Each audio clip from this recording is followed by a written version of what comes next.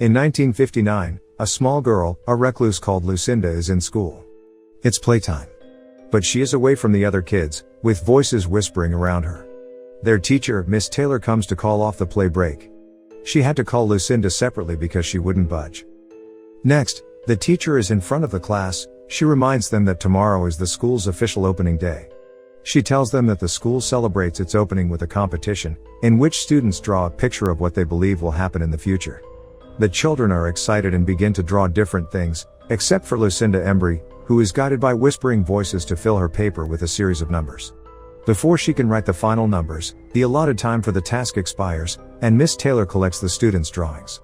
The works are stored in a time capsule to be opened 50 years later. The next day, on the opening of William Dawes Elementary School, the principal welcomes everyone and announces the burial of the time capsule. 50 years from now, their descendants will dig this time capsule up. After the time capsule was buried, Miss Taylor notices that Lucinda has gone from where she was. The staffs begin calling her name, looking for her within the school. Miss Taylor goes down a staircase and hears some noise behind a door. On opening the door, she finds frightened Lucinda with blood on her hands. She had written some things on the door with her fingers. This is the remaining numbers that she hasn't finished writing the day before. She looks very scared, and asks the teacher to make the whispers stop. Fast forward to 50 years later, the movie's present day.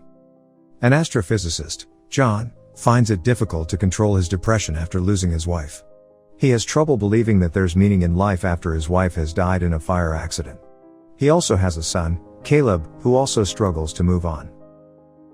The next morning, at Caleb's school, the current principal announces the unveiling of the 50-year-old legacy, the time capsule, that was buried 50 years ago. She calls on old Miss Taylor, the same teacher from 50 years ago, to do the honors. The capsule is opened and the children each receive an envelope. Caleb receives the letter from Lucinda, and opens to find numbers on the paper instead of drawing like everyone else. While staring at the paper, he begins hearing whispers from everywhere, and notices a figure standing far away from the school, but it's gone when he checks again.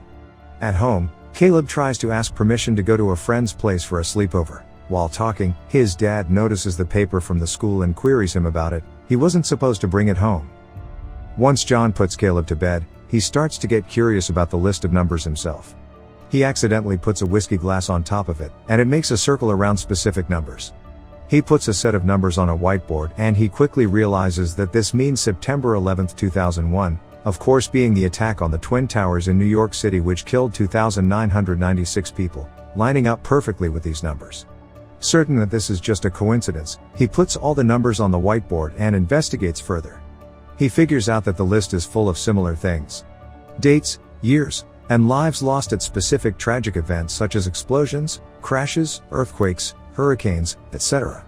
These are all listed in the order that they would have happened since 1959. He uses red circle for the date of the tragedy, and blue for the death count. But there are some uncircled numbers that he can't quite figure out what they mean. So the next day, John talks to a colleague, Phil, about the numbers on the paper. He explains that every set of numbers matches a major disaster in date and lives lost, and the predictions of the numbers have been consistent. Even the date his wife died was also there. John tells him there are 3 sets of numbers that hasn't happened yet, and one of them showing 81 people would die somewhere tomorrow. Phil refuses to believe because it's too crazy to be true, and thinks that the numbers are just coincidences, as there are also uncircled numbers on the paper that apparently has no meaning. He suspects that someone may be playing a joke on John. John begins to search for more details. He goes to Miss Taylor, who was Lucinda's school teacher back in 1959, when the time capsule was buried. He wants to verify the authenticity of the letter. Miss Taylor confirms that this is the original, and tells John about Lucinda scratching on the door after the burial of the capsule, and the weird circumstances surrounding it. John expresses his desire to meet Lucinda, but it turns out that Lucinda had passed away due to a drug overdose several years ago. At home, while trying to get some contacts over the phone, he sees a couple of strange men pull up to the yard in a car. Caleb goes up to the car, and the strange men give Caleb a rock without actually saying anything to him, which of course freaks John out. He reminds him to stay away from strangers and sends him inside the house. While searching through the net about Lucinda's death, his sister, Grace, startles him. Grace wants John to visit his family because he hasn't talked to his father for a very long time. But he refuses. John has a difficult relationship with his parents due to them being extremely religious, and John is an atheist. The next day, On his way to pick Caleb up from school, John is stuck in traffic. He tries to reroute but no alternative route. Looking at the coordinates on his GPS, he realizes that the uncircled numbers he couldn't figure out on the list earlier are in fact coordinates of all the locations where the tragedies will happen, and he is exactly at that location. He leaves his car to find out why the road is blocked. While talking to the police, the prediction happened. An airplane falls to the ground, several people burn and die while he tries to help. He goes back home while still having trouble believing what just happened. John goes online to search about the accident only to find the report stating that 81 people have died. At night, a strange man walks into Caleb's room. Caleb wakes up and the stranger shows him a revelation of everything being destroyed, while the animals are running for their lives. Caleb screams. His father runs into the room and carries him from the floor. John sees a strange man through the window while holding him up, and runs out looking for him, but he's gone. The next morning, John and his son trail a woman and her daughter to the museum. At the museum, he meets the woman and they introduce themselves. She's Diana, Lucinda's daughter. John later explains to her that he followed her to ask about her mother. Diana becomes upset at the mentioning of Lucinda. He explains that Lucinda's prediction had come true and only 2 remaining, and the last one will happen 3 days later, on October 19th, and 33 people will die. He needs her help. However, Diana leaves with her daughter Abby, saying she cannot help him. At home, there is news of a possible terrorist attacks. John searches the location of the next disaster using the GPS coordinates. He finds the location, a subway station, and tries to warn the police. John goes all the way to the subway station, and chases a guy he thinks is a terrorist into the train. The police follows them. They discover that the guy is just a petty CD thief. The train sets to move but they see a derailed train heading towards them, and there's chaos as everyone tries to escape. The train kills a lot of people, fitting the prediction once again. The next scene shows the survivors including John coming out of the debris, and the police and fire department trying to help. Returning home, he is surprised to see Diana and her daughter waiting for him. She proceeds to tell John that the last disaster left on the list is on October 19th, the same day Lucinda said she's supposed to die. Diana didn't want to talk with him about it in the first place because she hated the idea of knowing when one would die. Diana decides to bring John to Lucinda's former home, an old abandoned building where her mother used to hide from everyone around her. As they pull up, they realize that the last numbers on the list, which followed the date October 19th, weren't the numbers 33, but the backwards letters of EE, which they think are the initials of a name. At the house, John searches Lucinda's bedroom, where they found out that EE in the last prediction means everyone will die. He also finds many of those black stones in the house, like the one Caleb received. Outside, Caleb and Abby are in the car waiting for them to return. They both start to hear whispers and see those strange figures. The whispers call on them to come. Poor Abby almost got taken, but Caleb uses the car horn to call attention. John and Diana run to them, but the strangers were gone. John sights one of them and runs after them. Finally catching up to the man, he asks what he wants, but the man opens his mouth, and huge bright light comes from it, and he disappears. They return to John's house, and can't believe Lucinda predicted the death of everyone tomorrow, and this could be their last night together. The next morning, John wakes up seeing Abby's drawing. Suddenly, he realizes that the final disaster may have something to do with the sun.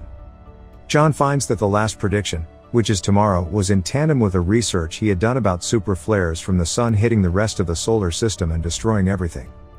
He quickly goes to the observatory and checks on the recent readings of the sun, which shows abnormal levels of solar radiation. He thinks that a large solar flare may occur very soon, and that may be the cause of humanity's destruction.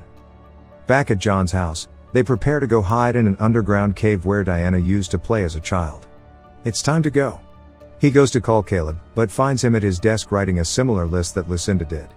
From what Caleb was writing, he gets the sense that Lucinda's writing on the door 50 years ago was fundamental to the last prediction, so they go back to the school. He removes the particular door, takes it home, and begins to unveil the writing. Diana is impatient and wants to get to the caves before doom comes, so she steals the kids and drives to the caves. John finally gets the numbers from the door, and he assumes this is the coordinate where they can survive this disaster, but when he comes out, everyone is gone, which prompts him to chase them from behind.